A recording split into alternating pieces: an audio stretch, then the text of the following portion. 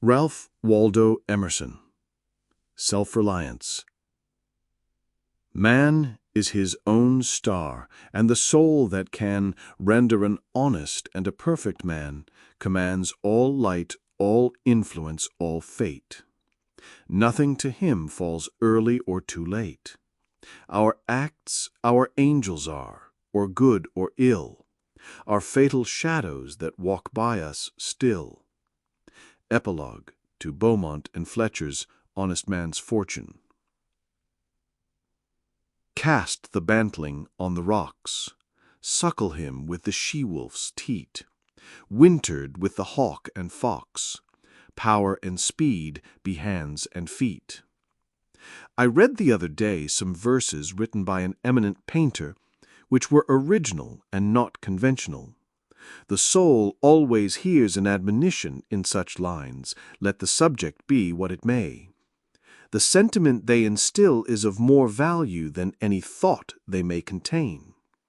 To believe our own thought, to believe that what is true for you in your private heart is true for all men, that is genius.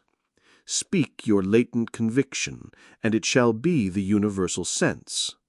For the inmost in due time becomes the outmost, and our first thought is rendered back to us by the trumpets of the last judgment.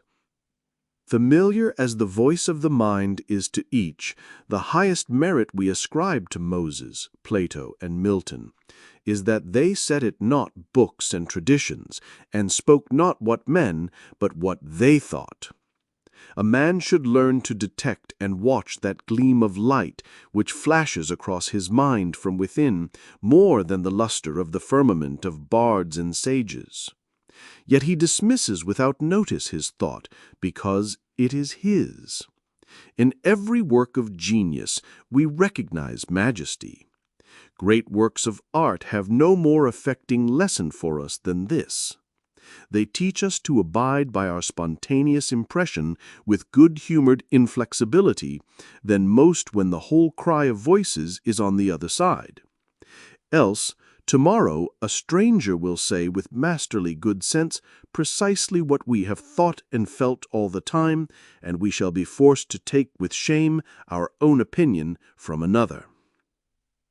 There is a time in every man's education when he arrives at the conviction that envy is ignorance, that imitation is suicide, that he must take himself for better or worse as his portion, that though the wide universe is full of good, no kernel of nourishing corn can come to him but through his toil bestowed on that plot of ground which is given to him to till.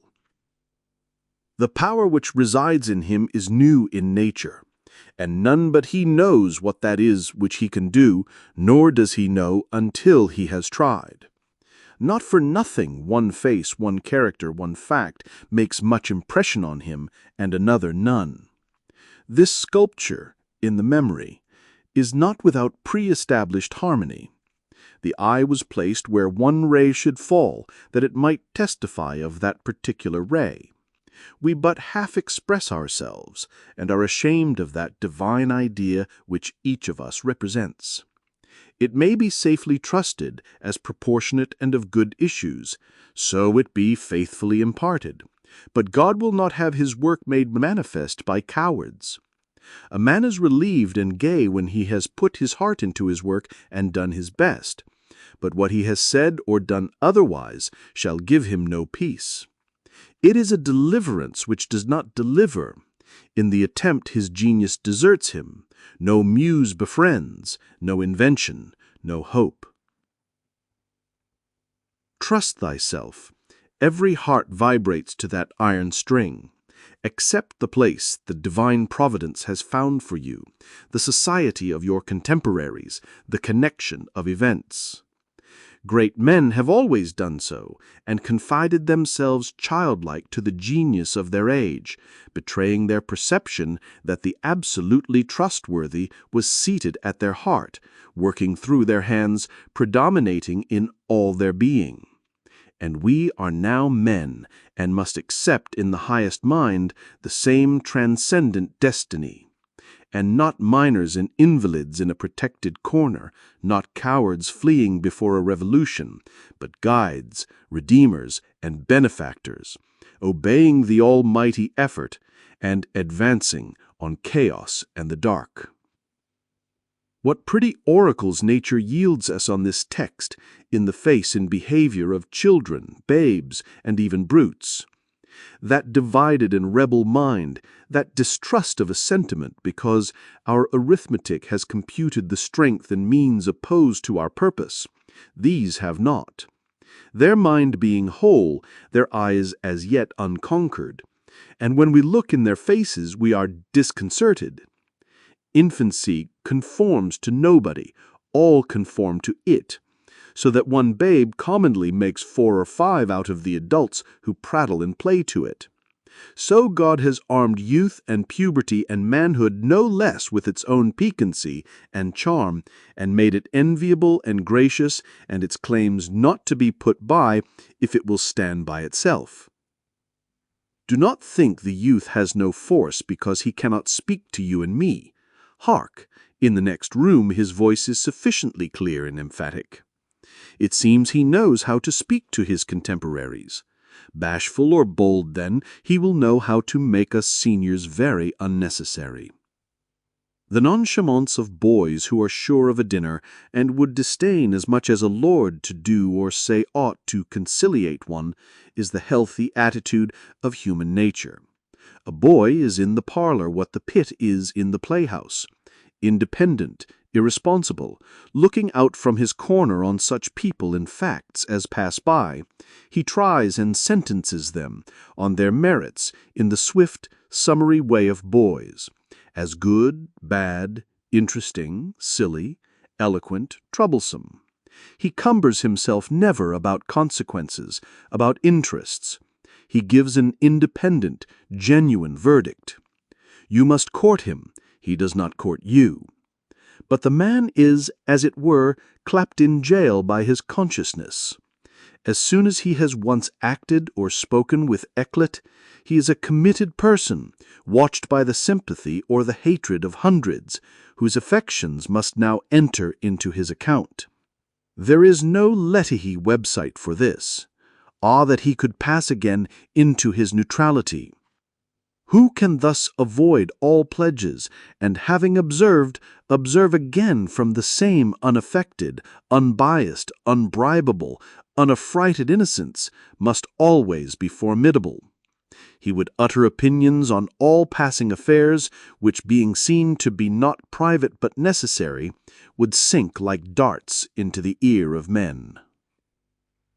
These are the voices which we hear in solitude, but they grow faint and inaudible as we enter into the world. Society everywhere is in conspiracy against the manhood of every one of its members. Society is a joint stock company in which the members agree, for the better securing of his bread to each shareholder, to surrender the liberty and culture of the eater. The virtue in most request is conformity. Self-reliance is its aversion. It loves not realities and creators, but names and customs. Whoso would be a man must be a nonconformist.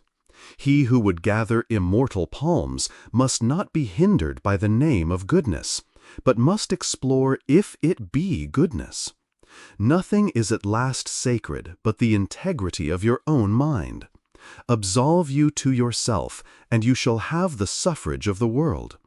I remember an answer which, when quite young, I was prompted to make to a valued adviser, who was wont to importune me with the dear old doctrines of the Church. On my saying, "What have I to do with the sacredness of traditions if I live wholly from within?" my friend suggested, "But these impulses may be from below, not from above." I replied, "They do not seem to me to be such, but if I am the devil's child, I will live then from the devil. No law can be sacred to me but that of my nature. Good and bad are but names very readily transferable to that or this. The only right is what is after my constitution, the only wrong what is against it. A man is to carry himself in the presence of all opposition, as if everything were titular and ephemeral but he. I am ashamed to think how easily we capitulate to badges and names, to large societies and dead institutions. Every decent and well-spoken individual affects and sways me more than is right. I ought to go upright and vital, and speak the rude truth in all ways. If malice and vanity wear the coat of philanthropy, shall that pass? If an angry bigot assumes this bountiful cause of abolition, and comes to me with his last news from Barbados, why should I not say to him, "Go love thy infant, love thy woodchopper, be good-natured and modest, have that grace, and never varnish your hard, uncharitable ambition with this incredible tenderness for black folk 1,000 miles off. Thy love afar is spite at home." Rough and graceless would be such greeting, but truth is handsomer than the affectation of love. Your goodness must have some edge to it, else it is none. The doctrine of hatred must be preached as the counteraction of the doctrine of love when that pules and whines. I shun father and mother and wife and brother when my genius calls me. I would write on the lintels of the doorpost, whim. I hope it is somewhat better than whim at last, but we cannot spend the day in explanation. Expect me not to show cause why I seek or why I exclude company. Then again, do not tell me, as a good man did today, of my obligation to put all poor men in good situations. Are they my poor? I tell thee, thou foolish philanthropist, that I grudge the dollar, the dime, the cent I give to such men as do not belong to me, and to whom I do not belong. There is a class of persons to whom by all spiritual affinity I am bought and sold. For them I will go to prison if need be. But your miscellaneous popular charities, the education at college of fools, the building of meeting-houses to the vain end to which many now stand, alms to sots, and the thousand-fold relief societies, though I confess with shame I sometimes succumb and give the dollar, it is a wicked dollar which by and by I shall have the manhood to withhold. Virtues are, in the popular estimate, rather the exception than the rule. There is the man and his virtues. Men do what is called a good action, as some piece of courage or charity, much as they would pay a fine in expiation of daily non-appearance on parade.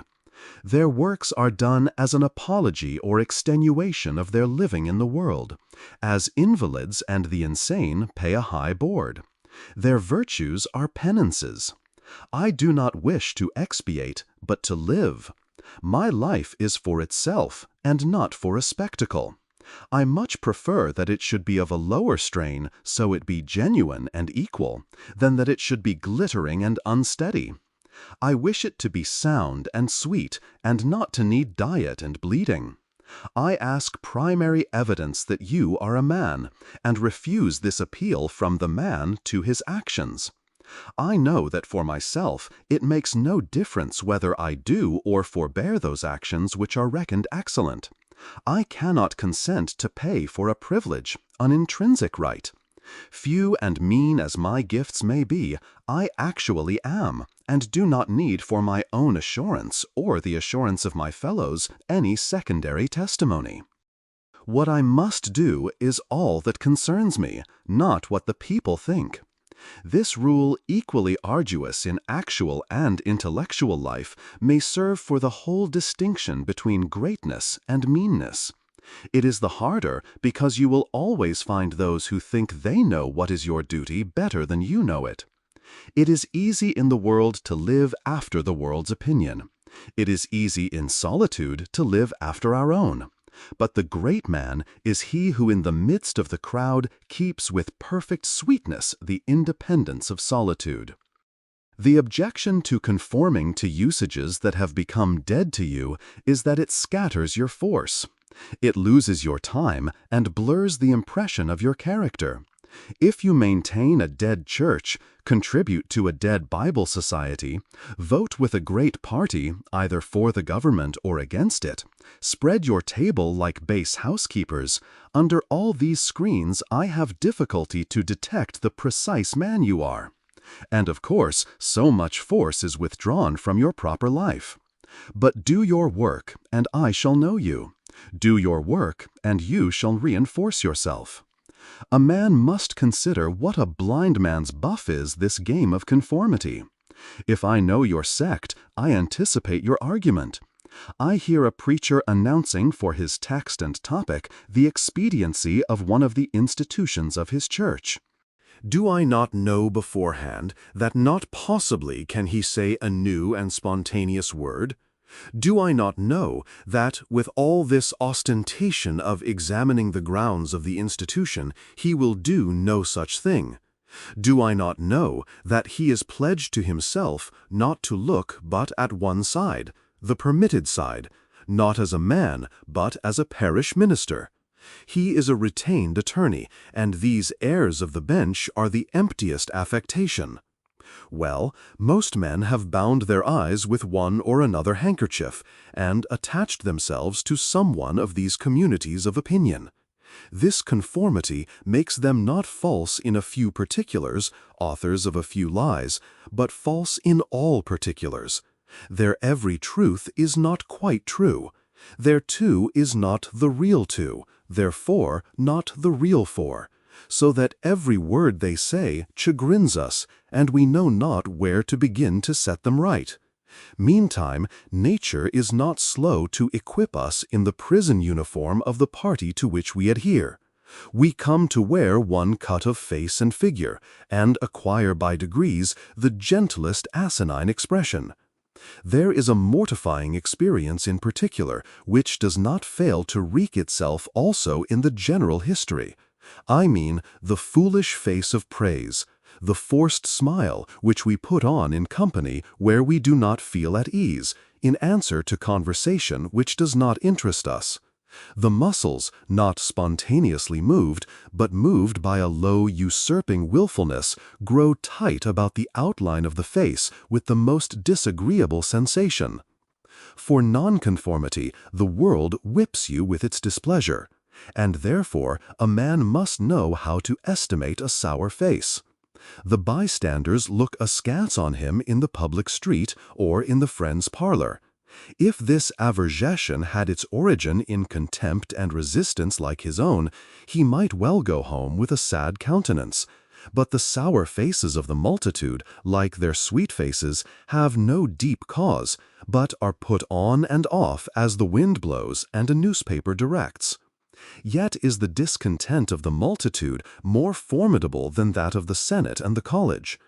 It is easy enough for a firm man who knows the world to brook the rage of the cultivated classes. Their rage is decorous and prudent, for they are timid as being very vulnerable themselves. But when to their feminine rage the indignation of the people is added, when the ignorant and the poor are aroused, when the unintelligent brute force that lies at the bottom of society is made to growl and mow, it needs the habit of magnanimity and religion to treat it godlike as a trifle of no concernment.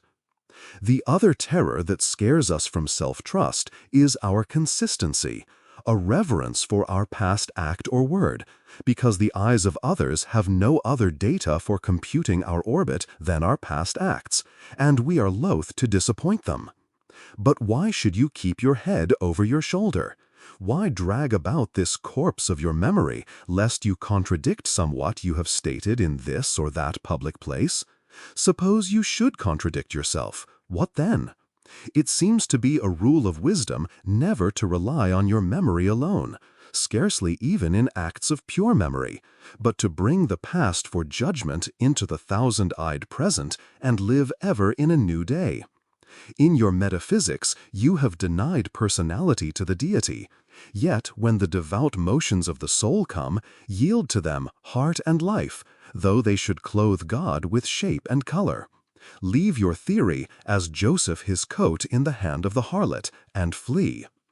A foolish consistency is the hobgoblin of little minds, adored by little statesmen and philosophers and divines. With consistency, a great soul has simply nothing to do. He may as well concern himself with his shadow on the wall. Speak what you think now in hard words, and tomorrow speak what tomorrow thinks in hard words again, though it contradict everything you said today. Ah, so you shall be sure to be misunderstood. Is it so bad, then, to be misunderstood? Pythagoras was misunderstood, and Socrates, and Jesus, and Luther, and Copernicus, and Galileo, and Newton, and every pure and wise spirit that ever took flesh. To be great is to be misunderstood. I suppose no man can violate his nature. All the sallies of his will are rounded in by the law of his being, as the inequalities of Andes and Himalaya are insignificant in the curve of the sphere. Nor does it matter how you gauge and try him. A character is like an acrostic or Alexandrian stanza. Read it forward, backward, or across. It still spells the same thing. In this pleasing, contrite wood life which God allows me, let me record day by day my honest thought, without prospect or retrospect, and, I cannot doubt, it will be found symmetrical, though I mean it not, and see it not. My book should smell of pines, and resound with the hum of insects. The swallow over my window should intertwine that thread or straw he carries in his bill into my web also. We pass for what we are. Character teaches above our wills. Men imagine that they communicate their virtue or vice only by overt actions, and do not see that virtue or vice emit a breath every moment. There will be an agreement in whatever variety of actions, so they be each honest and natural in their hour. For of one will, the actions will be harmonious, however unlike they seem. These varieties are lost sight of at a little distance, at a little height of thought. One tendency unites them all.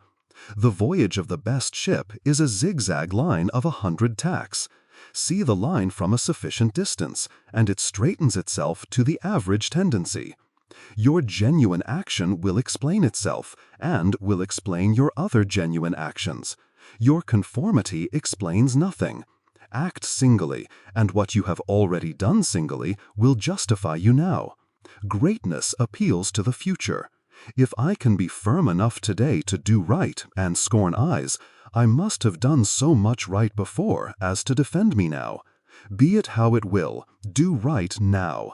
Always scorn appearances, and you always may. The force of character is cumulative. All the foregone days of virtue work their health into this. What makes the majesty of the heroes of the Senate and the field, which so fills the imagination? The consciousness of a train of great days and victories behind. They shed an united light on the advancing actor. He is attended as by a visible escort of angels. That is it which throws thunder into Chatham's voice, Website and dignity into Washington's port, and America into Adams's eye. Honor is venerable to us because it is no ephemeris. It is always ancient virtue. We worship it today because it is not of today. We love it and pay it homage because it is not a trap for our love and homage, but is self-dependent, self-derived, and therefore of an old immaculate pedigree, even if shown in a young person. I hope in these days we have heard the last of conformity and consistency. Let the words be gazetted and ridiculous henceforward. Instead of the gong for dinner, let us hear a whistle from the Spartan fife. Let us never bow and apologize more. A great man is coming to eat at my house. I do not wish to please him. I wish that he should wish to please me. I will stand here for humanity, and though I would make it kind, I would make it true.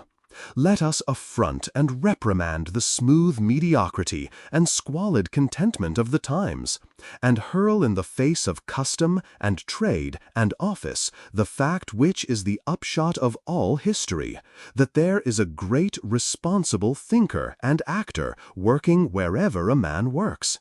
that a true man belongs to no other time or place, but is the center of things. Where he is, there is nature. He measures you, and all men, and all events. Ordinarily, everybody in society reminds us of somewhat else, or of some other person. Character, reality, reminds you of nothing else. It takes place of the whole creation. The man must be so much that he must make all circumstances indifferent. Every true man is a cause, a country, and an age, requires infinite spaces and numbers and time fully to accomplish his design, and posterity seem to follow his steps as a train of clients. A man Caesar is born, and for ages after we have a Roman Empire. Christ is born, and millions of minds so grow and cleave to his genius that he is confounded with virtue and the possible of man. An institution is the lengthened shadow of one man, as the Reformation of Luther, Quakerism of Fox, Methodism of Wesley, abolition of Clarkson. Scipio Milton called the height of Rome, and all history resolves itself very easily into the biography of a few stout and earnest persons. Let a man then know his worth, and keep things under his feet. Let him not peep or steal, or skulk up and down with the air of a charity boy, a bastard, or an interloper in the world which exists for him.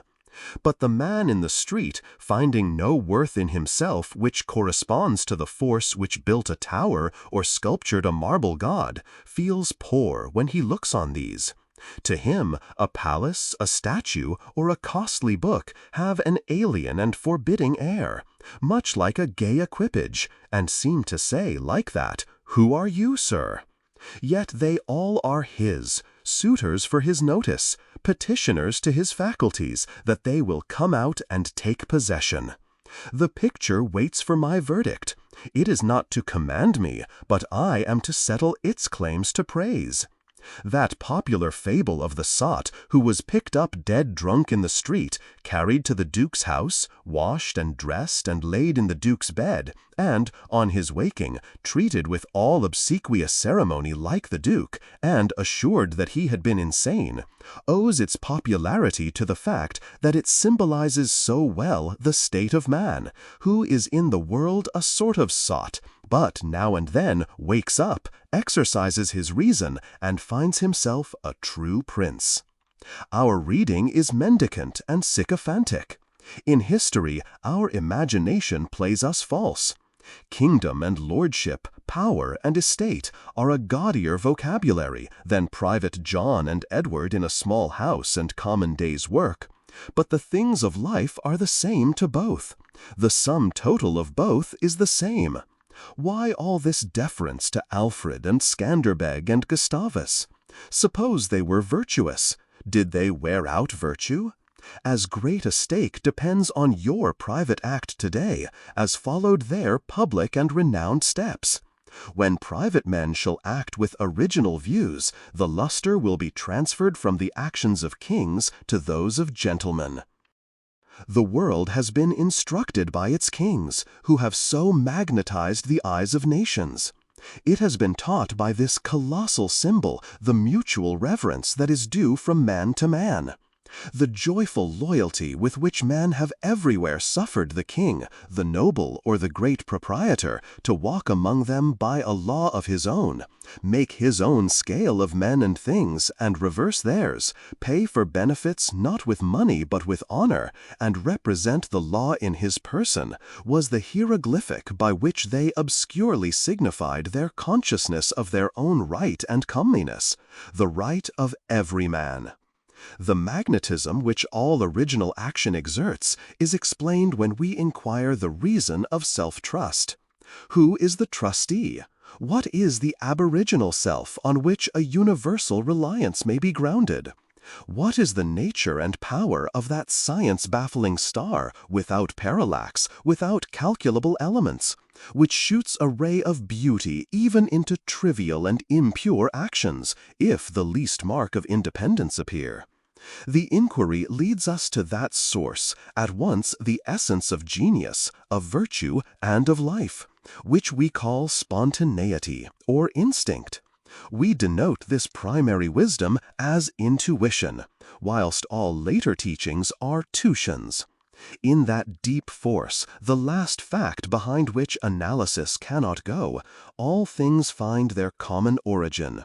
For the sense of being, which in calm hours rises we know not how in the soul, is not diverse from things, from space, from light, from time, from man, but one with them, and proceeds obviously from the same source whence their life and being also proceed. We first share the life by which things exist, and afterwards see them as appearances in nature, and forget that we have shared their cause. Here is the fountain of action and of thought. Here are the lungs of that inspiration which giveth man wisdom, and which cannot be denied without impiety and atheism. We lie in the lap of immense intelligence, which makes us receivers of its truth and organs of its activity. When we discern justice, when we discern truth, we do nothing of ourselves, but allow a passage to its beams. If we ask whence this comes, if we seek to pry into the soul that causes, all philosophy is at fault. Its presence or its absence is all we can affirm. Every man discriminates between the voluntary acts of his mind and his involuntary perceptions, and knows that to his involuntary perceptions a perfect faith is due. He may err in the expression of them, but he knows that these things are so, like day and night, not to be disputed. My willful actions and acquisitions are but roving. The idlest reverie, the faintest native emotion, command my curiosity and respect. Thoughtless people contradict as readily the statement of perceptions as of opinions, or rather, much more readily. For they do not distinguish between perception and notion. They fancy that I choose to see this or that thing. But perception is not whimsical, but fatal. If I see a trait, my children will see it after me, and, in course of time, all mankind, although it may chance that no one has seen it before me. For my perception of it is as much a fact as the sun. The relations of the soul to the divine spirit are so pure that it is profane to seek to interpose helps. It must be that when God speaketh, he should communicate not one thing, but all things, should fill the world with his voice, should scatter forth light, nature, time, souls, from the center of the present thought, and new date and new create the whole. Whenever a mind is simple and receives a divine wisdom, old things pass away, means, teachers, texts, temples fall. It lives now and absorbs past and future into the present hour. All things are made sacred by relation to it, one as much as another. All things are dissolved to their center by their cause, and in the universal miracle, petty and particular miracles disappear. If, therefore, a man claims to know and speak of God, and carries you backward to the phraseology of some old mouldered nation in another country, in another world, believe him not. Is the acorn better than the oak, which is its fullness and completion? Is the parent better than the child into whom he has cast his ripened being? Whence then this worship of the past? The centuries are conspirators against the sanity and authority of the soul. Time and space are but physiological colors which the eye makes, but the soul is light. Where it is day, where it was is night. And history is an impertinence and an injury if it be anything more than a cheerful allegory or parable of my being and becoming. Man is timid and apologetic. He is no longer upright. He dares not say, I think, I am, but quotes some saint or sage.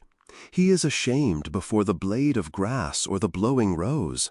These roses under my window make no reference to former roses or to better ones. They are for what they are. They exist with God today. There is no time to them. There is simply the rose. It is perfect in every moment of its existence. Before a leaf bud has burst, its whole life acts. In the full-blown flower there is no more. In the leafless root there is no less. Its nature is satisfied, and it satisfies nature in all moments alike. But man postpones or remembers. He does not live in the present, but with reverted eye laments the past, or, heedless of the riches that surround him, stands on tiptoe to foresee the future. He cannot be happy and strong until he too lives with nature in the present, above time. This should be plain enough. Yet see what strong intellects dare not yet hear God himself, unless he speak the phraseology of I don't know what David or Jeremiah or Paul. We shall not always set so great a price on a few texts, on a few lives. We are like children who repeat by rote the sentences of grandames and tutors, and, as they grow older, of the men of talents and character they chance to see, painfully recollecting the exact words they spoke. Afterwards, when they come into the point of view which those had who uttered these sayings, they understand them, and are willing to let the words go. For, at any time, they can use words as good when occasion comes. If we live truly, we shall see truly. It is as easy for the strong man to be strong as it is for the weak to be weak. When we have new perception, we shall gladly disburden the memory of its hoarded treasures as old rubbish. When a man lives with God, his voice shall be as sweet as the murmur of the brook and the rustle of the corn. And now at last the highest truth on this subject remains unsaid, probably cannot be said, for all that we say is the far-off remembrance of the intuition.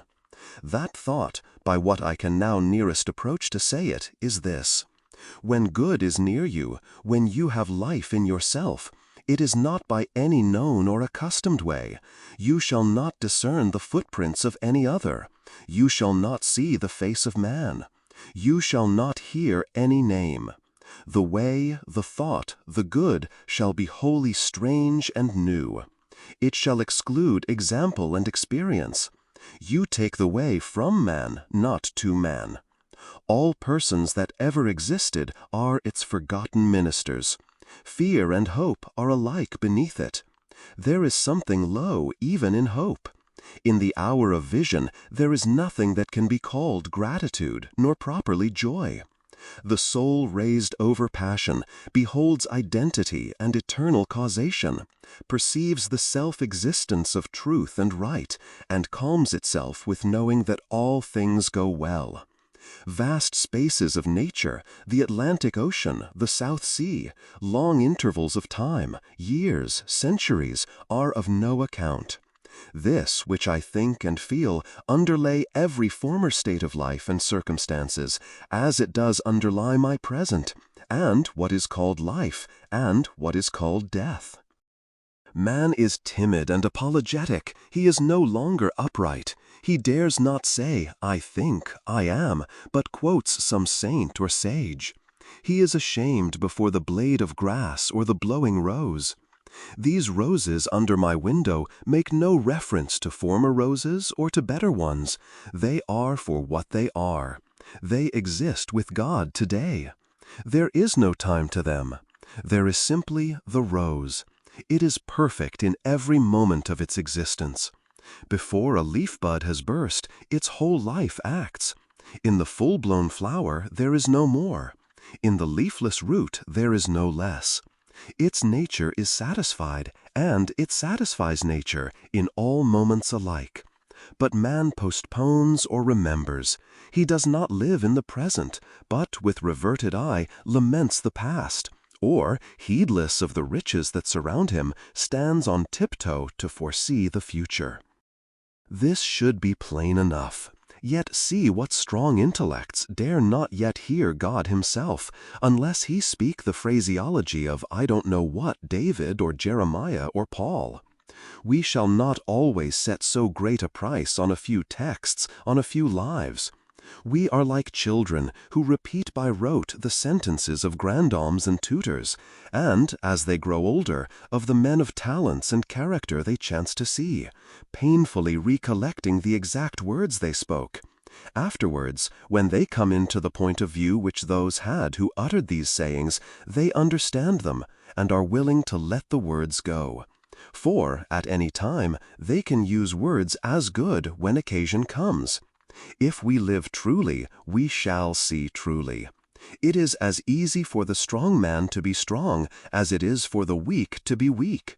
When we have new perception, we shall gladly disburden the memory of its hoarded treasures as old rubbish. When a man lives with God, his voice shall be as sweet as the murmur of the brook and the rustle of the corn. And now at last the highest truth on this subject remains unsaid, probably cannot be said, for all that we say is the far-off remembrance of the intuition. That thought, by what I can now nearest approach to say it, is this: when good is near you, when you have life in yourself, it is not by any known or accustomed way. You shall not discern the footprints of any other. You shall not see the face of man. You shall not hear any name. The way, the thought, the good shall be wholly strange and new. It shall exclude example and experience. You take the way from man, not to man. All persons that ever existed are its forgotten ministers. Fear and hope are alike beneath it. There is something low even. Life only avails, not the having lived. Power ceases in the instant of repose. It resides in the moment of transition from a past to a new state, in the shooting of the gulf, in the darting to an aim. This one fact the world hates, that the soul becomes, for that forever degrades the past, turns all riches to poverty, all reputation to a shame, confounds the saint with the rogue, shoves Jesus and Judas equally aside. Why then do we prate of self-reliance? Inasmuch as the soul is present, there will be power, not confident, but agent. To talk of reliance is a poor external way of speaking. Speak rather of that which relies, because it works and is. Who has more obedience than I masters me, though he should not raise his finger. Round him I must revolve by the gravitation of spirits. We fancy it rhetoric when we speak of eminent virtue. We do not yet see that virtue is height, and that a man or a company of men, plastic and permeable to principles, by the law of nature must overpower and ride all cities, nations, kings, rich men, poets, who are not. This is the ultimate fact which we so quickly reach on this as on every topic, the resolution of all into the ever-blessed One. Self-existence is the attribute of the Supreme Cause, and it constitutes the measure of good by the degree in which it enters into all lower forms. All things real are so by so much virtue as they contain. Commerce, husbandry, hunting, whaling, war, eloquence, personal weight are somewhat, and engage my respect as examples of its presence and impure action. I see the same law working in nature for conservation and growth. Power is in nature the essential measure of right. Nature suffers nothing to remain in her kingdoms which cannot help itself. The genesis and maturation of a planet, its poise and orbit, the bended tree recovering itself from the strong wind, the vital resources of every animal and vegetable are demonstrations of the self-sufficing and therefore self-relying soul. Thus all concentrates. Let us not rove. Let us sit at home with the cause. Let us stun and astonish the intruding rabble of men and books and institutions by a simple declaration of the divine fact. Bid the invaders take the shoes from off their feet, for God is here within. Let our simplicity judge them, and our docility to our own law demonstrate the poverty of nature and fortune beside our native riches. But now we are a mob. Man does not stand in awe of man, nor is his genius admonished to stay at home, to put itself in communication with the internal ocean, but it goes abroad to beg a cup of water of the urns of other men. We must go alone. I like the silent church before the service begins better than any preaching. How far off, how cool, how chaste the persons look, begirt each one with a precinct or sanctuary. So let us always sit. Why should we assume the faults of our friend or wife or father or child because they sit around our hearth or are said to have the same blood? All men have my blood, and I have all men's. Not for that will I adopt their petulance or folly, even to the extent of being ashamed of it. But your isolation must not be mechanical, but spiritual, that is, must be elevation. At times the whole world seems to be in conspiracy to importune you with emphatic trifles. Friend, client, child, sickness, fear, want, charity, all knock at once at thy closet door, and say, Come out unto us. But keep thy state, come not into their confusion. The power men possess to annoy me, I give them by a weak curiosity. No man can come near me but through my act. What we love, that we have, but by desire we bereave ourselves of the love. If we cannot at once rise to the sanctities of obedience and faith, let us at least resist our temptations. Let us enter into the state of war, and wake Thor and Woden, website courage and constancy in our Saxon breasts. This is to be done in our smooth times by speaking the truth. Check this lying hospitality and lying affection. Live no longer to the expectation of these deceived and deceiving people with whom we converse. Say to them, O father, O mother, O wife, O brother, O friend, I have lived with you after appearances hitherto. Henceforth I am the truth's. Be it known unto you that henceforth I obey no law less than the eternal law. I will have no covenants but proximities. I shall endeavor to nourish my parents, to support my family, to be the chaste husband of one wife, but these relations I must fill after a new and unprecedented way. I appeal from your customs. I must be myself. I cannot break myself any longer for you or you. If you can love me for what I am, we shall be the happier. If you cannot, I will still seek to deserve that you should. I will not hide my tastes or aversions. I will so trust that what is deep is holy, that I will do strongly before the sun and moon whatever inly rejoices me, and the heart appoints. If you are noble, I will love you. If you are not, I will not hurt you and myself by hypocritical attentions. If you are true, but not in the same truth with me, cleave to your companions. I will seek my own. I do this not selfishly, but humbly and truly. It is alike your interest and mine, and all men's, however long we have dwelt in lies, to live in truth. Does this sound harsh today? You will soon love what is dictated by your nature as well as mine, and if we follow the truth, it will bring us out safe at last. But so you may give these friends pain. Yes, but I cannot sell my liberty and my power to save their sensibility. Besides, all persons have their moments of reason when they look out into the region of absolute truth. Then will they justify me and do the same thing. The populace think that your rejection of popular standards is a rejection of all standard and mere antinomianism, and the bold sensualist will use the name of philosophy to gild his crimes. But the law of consciousness abides.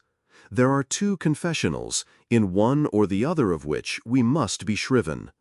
You may fulfill your round of duties by clearing yourself in the direct or in the reflex way. Consider whether you have satisfied your relations to father, mother, cousin, neighbor, town, cat, and dog, whether any of these can upbraid you. But I may also neglect this reflex standard and absolve me to myself. I have my own stern claims and perfect circle. It denies the name of duty to many offices that are called duties. But if I can discharge its debts, it enables me to dispense with the popular code. If anyone imagines that this law is lax, let him keep its commandment one day. And truly, it demands something godlike in him who has cast off the common motives of humanity and has ventured to trust himself for a taskmaster. High be his heart, faithful his will, clear his sight, that he may in good earnest be doctrine, society, law to himself, that a simple purpose may be to him as strong as iron necessity is to others. If any man consider the present aspects of what is called by distinction society, he will see the need of these ethics. The sinew and heart of man seem to be drawn out, and we are become timorous, desponding whimperers. We are afraid of truth, afraid of fortune, afraid of death, and afraid of each other. Our age yields no great and perfect persons. We want men and women who shall renovate life and our social state, but we see that most natures are insolvent, cannot satisfy their own wants, have an ambition out of all proportion to their practical force, and do lean and beg day and night continually. Our housekeeping is mendicant, our arts, our occupations, our marriages, our religion. We have not chosen, but society has chosen for us. We are parlor soldiers. We shun the rugged battle of fate where strength is born. If our young men miscarry in their first enterprises, they lose all heart. If the young merchant fails, men say he is ruined. If the finest genius studies at one of our colleges and is not installed in an office within 1 year afterwards in the cities or suburbs of Boston or New York, it seems to his friends and to himself that he is right in being disheartened and in complaining the rest of his life. A sturdy lad from New Hampshire or Vermont, who in turn tries all the professions, who teams it, farms it, peddles, keeps a school, preaches, edits a newspaper, goes to Congress, buys a township, and so forth in successive years, and always, like a cat, falls on his feet, is worth 100 of these city dolls. He walks abreast with his days, and feels no shame in not studying a profession, for he does not postpone his life, but lives already. He has not 1 chance, but 100 chances. Let a Stoic open the resources of man, and tell men they are not leaning willows, but can and must detach themselves, that with the exercise of self-trust new powers shall appear, that a man is the Word made flesh, born to shed healing to the nations, that he should be ashamed of our compassion, and that the moment he acts from himself, tossing the laws, the books, idolatries, and customs out of the window, we pity him no more, but thank and revere him. And that teacher shall restore the life of man to splendor, and make his name dear to all history. It is easy to see that a greater self-reliance must work a revolution in all the offices and relations of men, in their religion, in their education, in their pursuits, their modes of living, their association, in their property, in their speculative views. 1. In what prayers do men allow themselves? That which they call a holy office is not so much as brave and manly. Prayer looks abroad and asks for some foreign addition to come through some foreign virtue, and loses itself in endless mazes of natural and supernatural, and mediational and miraculous. Prayer that craves a particular commodity, anything less than all good, is vicious. Prayer is the contemplation of the facts of life from the highest point of view. It is the soliloquy of a beholding and jubilant soul. It is the Spirit of God pronouncing His works good. But prayer as a means to effect a private end is meanness and theft. It supposes dualism and not unity in nature and consciousness. As soon as the man is at one with God, he will not beg. He will then see prayer in all action. The prayer of the farmer kneeling in his field to weed it, the prayer of the rower kneeling with the stroke of his oar, are true prayers heard throughout nature, though for cheap ends. Caratach in Fletcher's Bonduca, when admonished to inquire the mind of the god Audate, replies, "His hidden meaning lies in our endeavors. Our valors are our best gods." Another sort of false prayers are our regrets. Discontent is the want of self-reliance. It is infirmity of will. Regret calamities if you can thereby help the sufferer. If not, attend your own work, and already the evil begins to be repaired. Our sympathy is just as base. We come to them who weep foolishly, and sit down and cry for company, instead of imparting to them truth and health in rough electric shocks, putting them once more in communication with their own reason. The secret of fortune is joy in our hands. Welcome evermore to gods and men is the self-helping man. For him all doors are flung wide. Him all tongues greet, all honors crown, all eyes follow with desire. Our love goes out to him and embraces him, because he did not need it. We solicitously and apologetically caress and celebrate him, because he held on his way and scorned our disapprobation. The gods love him because men hated him. To the persevering mortal, said Zoroaster, website, the blessed immortals are swift. It is easy to see that a greater self-reliance must work a revolution in all the offices and relations of men, in their religion, in their education, in their pursuits, their modes of living, their association, in their property, in their speculative views. 1. In what prayers do men allow themselves? That which they call a holy office is not so much as brave and manly.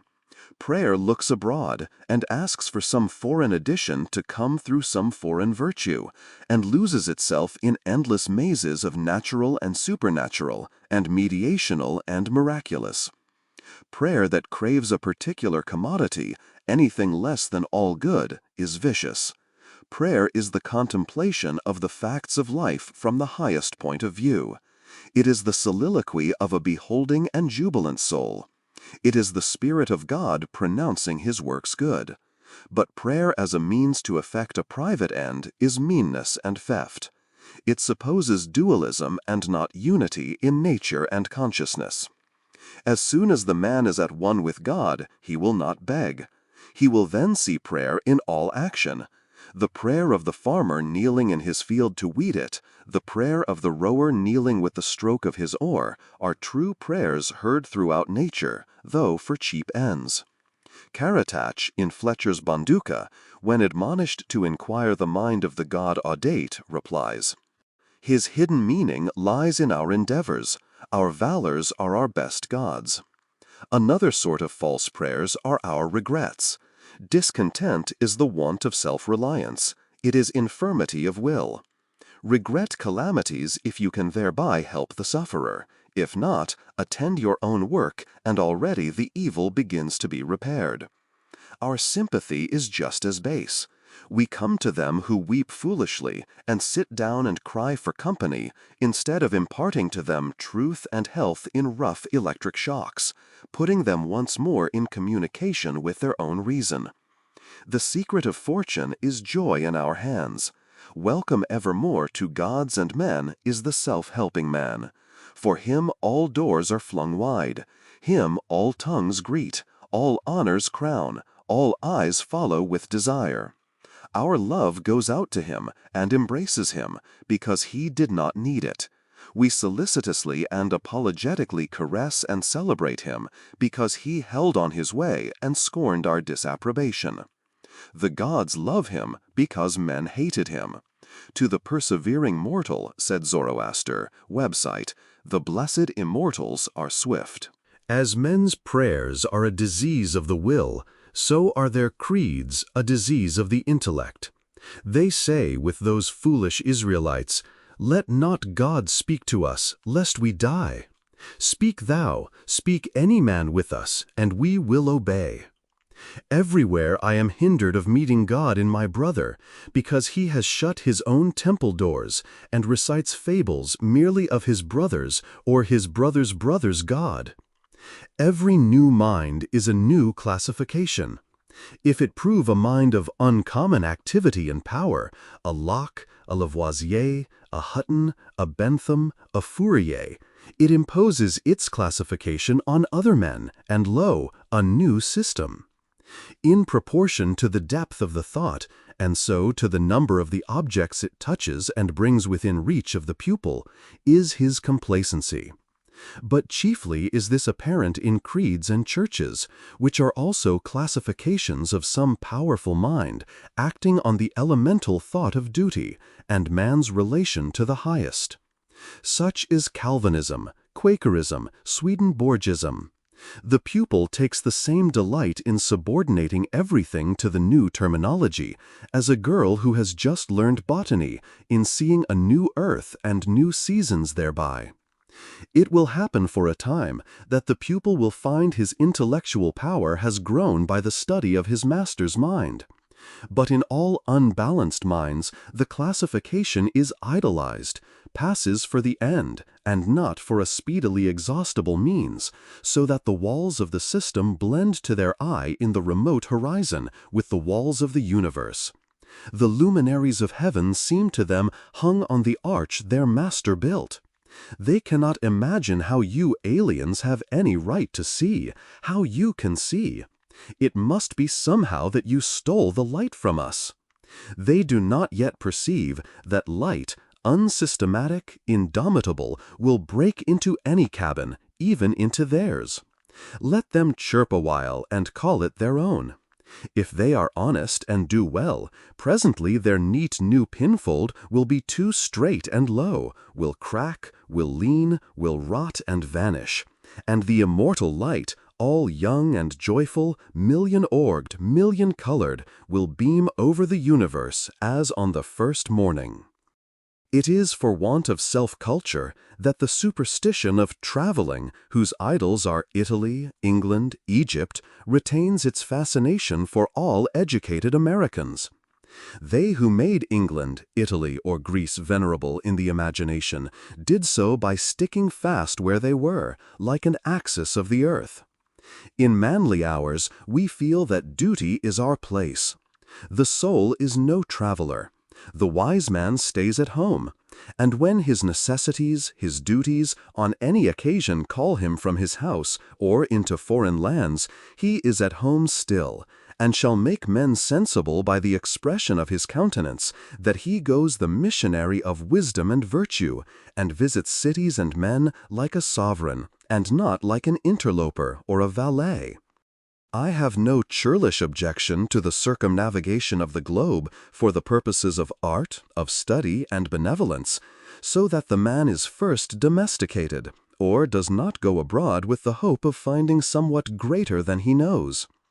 He who travels to be amused, or to get somewhat which he does not carry, travels away from himself, and grows old even in youth among old things. In Thebes, in Palmyra, his will and mind have become old as they. He carries ruins to ruins. Traveling is a fool's paradise. Our first journeys discover to us the indifference of places. At home, I dream that at Naples, at Rome, I can be intoxicated with beauty and lose my sadness. I pack my trunk, embrace my friends, embark on the sea, and at last wake up in Naples, and there beside me is the stern fact, the sad self, unrelenting, identical, that I fled from. I seek the Vatican and the palaces. I affect to be intoxicated with sights and suggestions, but I am not intoxicated. My giant goes with me wherever I go. 3. But the rage of traveling is a symptom of a deeper unsoundness affecting the whole intellectual action. The intellect is vagabond, and our system of education fosters restlessness. Our minds travel when our bodies are forced to stay at home. We imitate, and what is imitation but the traveling of the mind? Our houses are built with foreign taste. Our shelves are garnished with foreign ornaments. Our opinions, our tastes, our faculties lean and follow the past and the distant. The soul created the arts wherever they have flourished. It was in his own mind that the artist sought his model. It was an application of his own thought to the thing to be done and the conditions to be observed. And why need we copy the Doric or the Gothic model? Beauty, convenience, grandeur of thought, and quaint expression are as near to us as to any. And if the American artist will study with hope and love the precise thing to be done by him, considering the climate, the soil, the length of the day, the wants of the people, the habit and form of the government, he will create a house in which all these will find themselves fitted, and taste and sentiment will be satisfied also. Insist on yourself. Never imitate. Your own gift you can present every moment with the cumulative force of a whole life's cultivation. But of the adopted talent of another, you have only an extemporaneous half-possession. That which each can do best, none but his Maker can teach him. No man yet knows what it is, nor can, till that person has exhibited it. Where is the master who could have taught Shakespeare? Where is the master who could have instructed Franklin, or Washington, or Bacon, or Newton? Every great man is a unique. The Scipianism of Scipio is precisely that part he could not borrow. Shakespeare will never be made by the study of Shakespeare. Do that which is assigned you, and you cannot hope too much, or dare too much.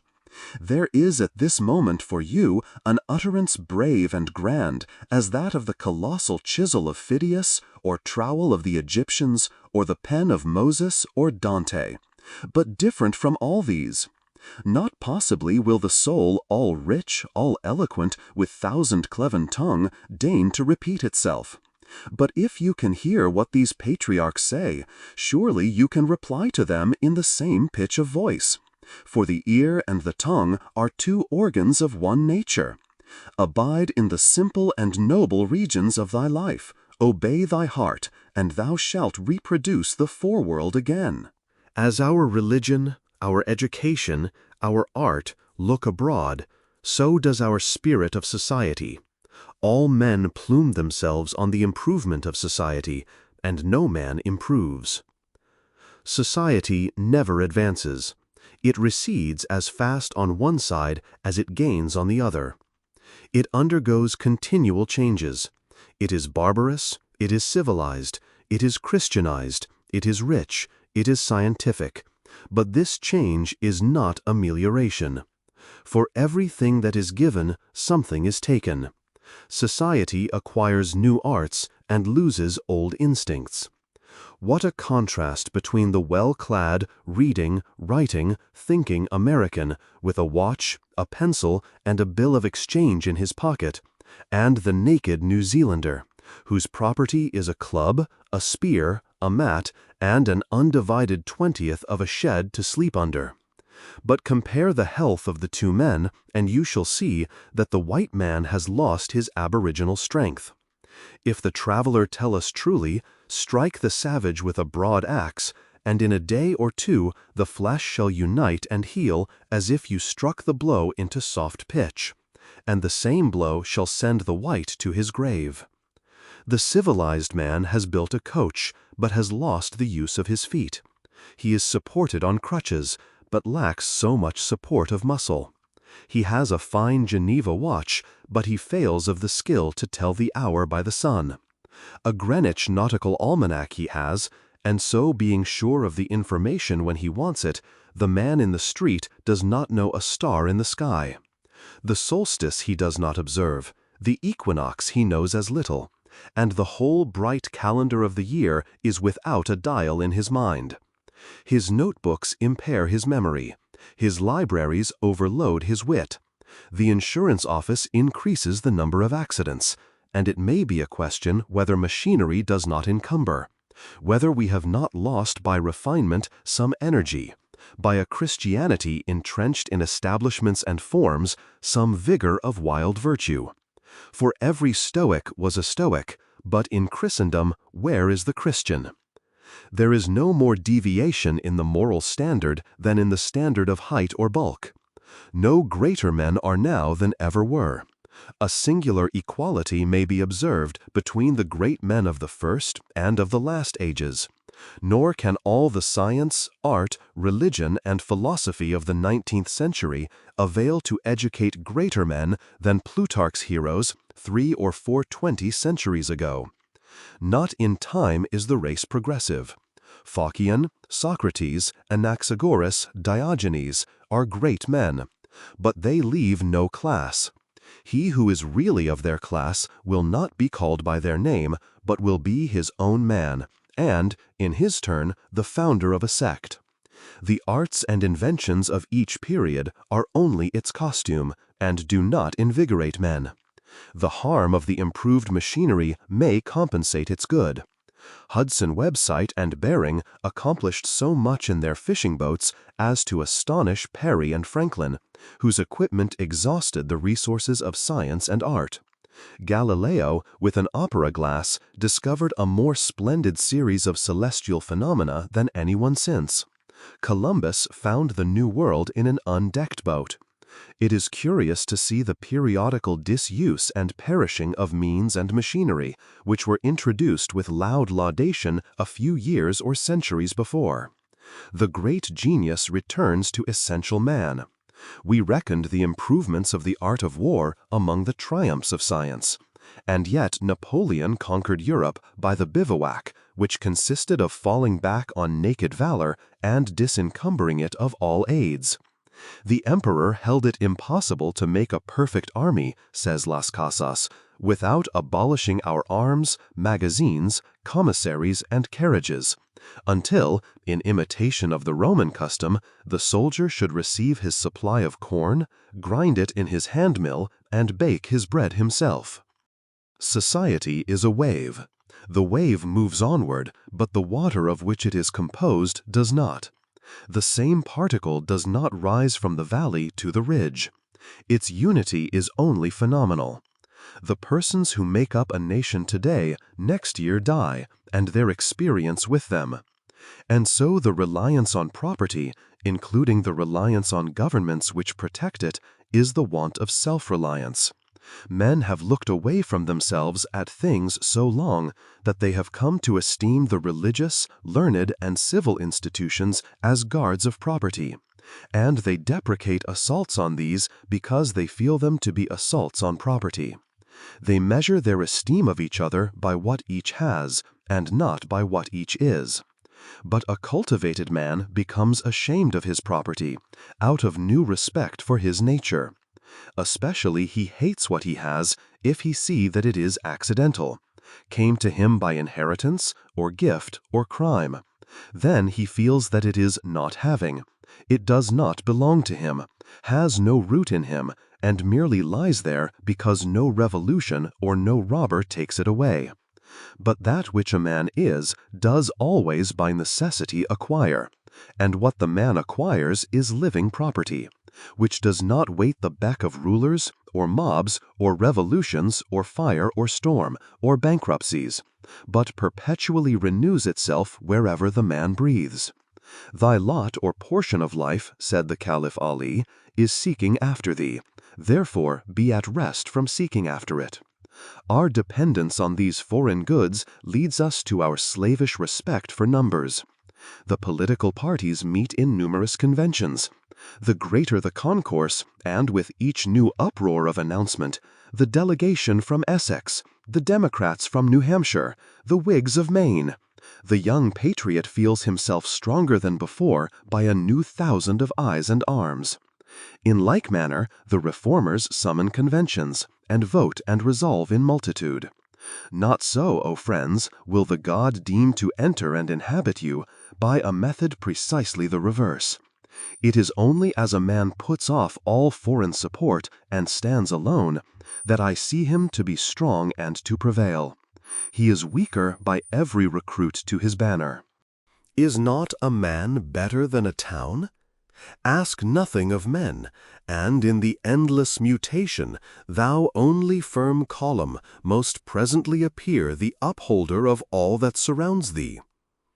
He who knows that power is inborn, that he is weak because he has looked for good out of him and elsewhere, and so perceiving, throws himself unhesitatingly on his thought, instantly rights himself, stands in the erect position, commands his limbs, works miracles, just as a man who stands on his feet is stronger than a man who stands on his head. So use all that is called fortune. Most men gamble with her, and gain all, and lose all, as her wheel rolls. But do thou leave as unlawful these winnings, and deal with cause and effect, the chancellors of God. In the will work and acquire, and thou hast chained the wheel of chance, and shalt sit hereafter out of fear from her rotations.